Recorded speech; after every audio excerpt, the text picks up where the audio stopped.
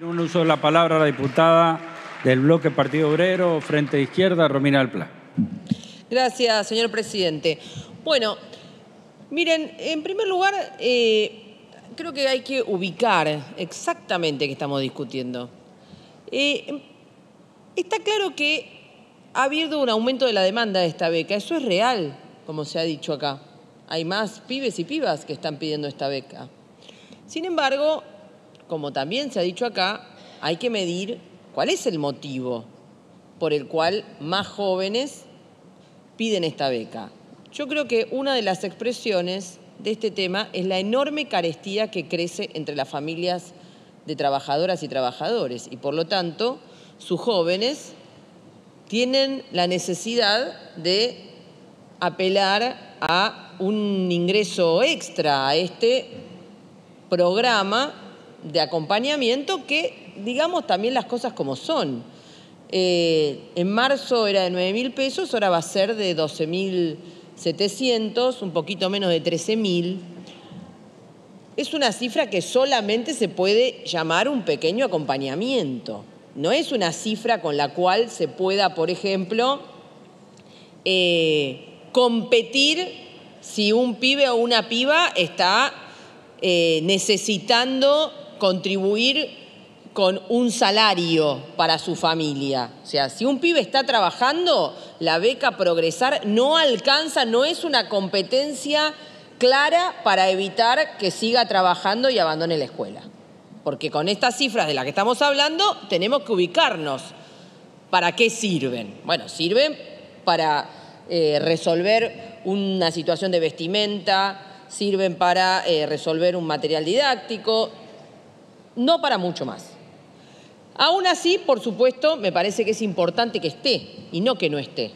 Y que esté en las condiciones reglamentaristas que plantea la ley. En ese sentido, polemizo ampliamente con el diputado Ferraro.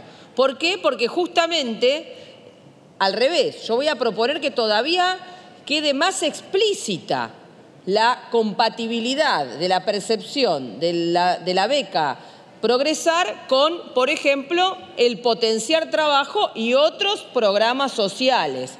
Propongo que el artículo D, el inciso D del artículo 12, lo explicite aún más. Porque recordemos que el año pasado los pibes y las pibas sufrieron la baja de los potenciar trabajo porque a algún funcionario del Ministerio de Desarrollo Social se le ocurrió que había incompatibilidad y les dio de baja el programa de empleo.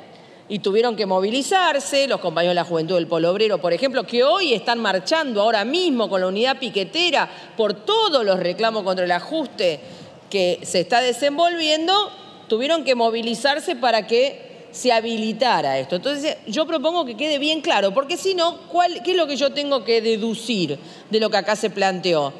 Que si llegan al gobierno viene un recorte en regla, ¿se entiende? Y quieren la mano libre para aplicar ese recorte en regla.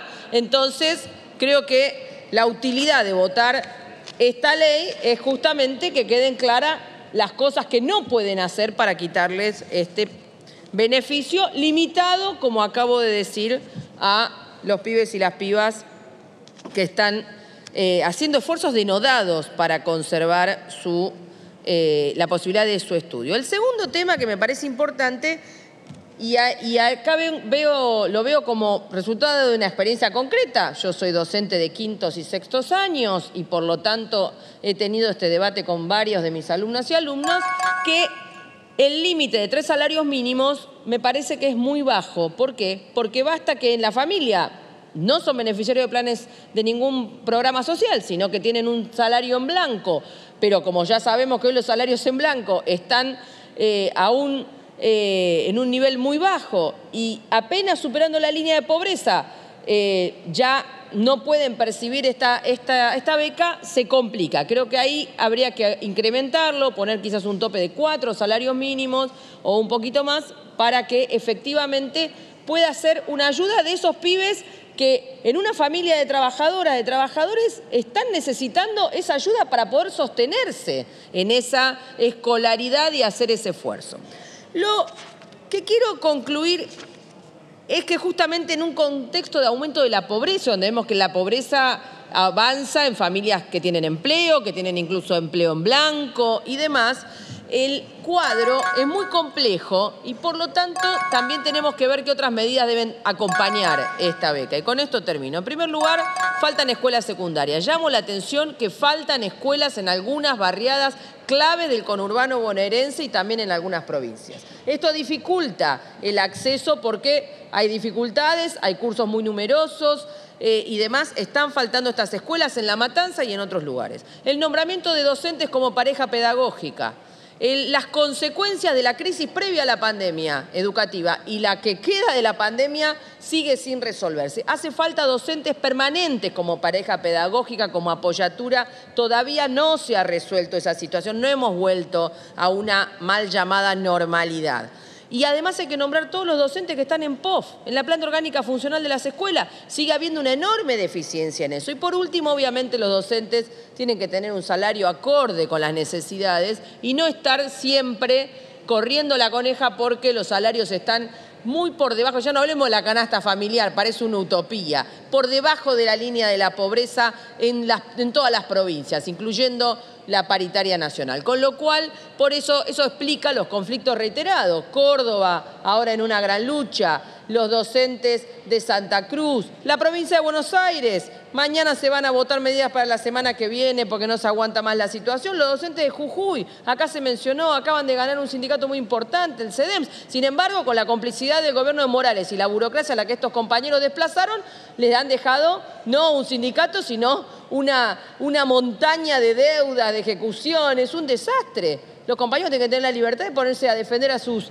representados, no tener que arreglar las cuentas de los burócratas a los cuales protegía el gobierno jujeño. Entonces, todo esto es lo que explica por qué hay crisis permanentemente con la docencia en las distintas provincias. Me parece que eso también hay que resolverlo. Por lo tanto, vamos a acompañar este proyecto, pero hago estas dos propuestas que me parece que lo mejorarían y justamente evitarían que cualquier futuro gobierno venga con un ajuste aún mayor sobre esta franja etaria de jóvenes que necesitan este acompañamiento para poder sostener su educación y su terminalidad educativa. Muchas gracias. Gracias, diputada del PLA.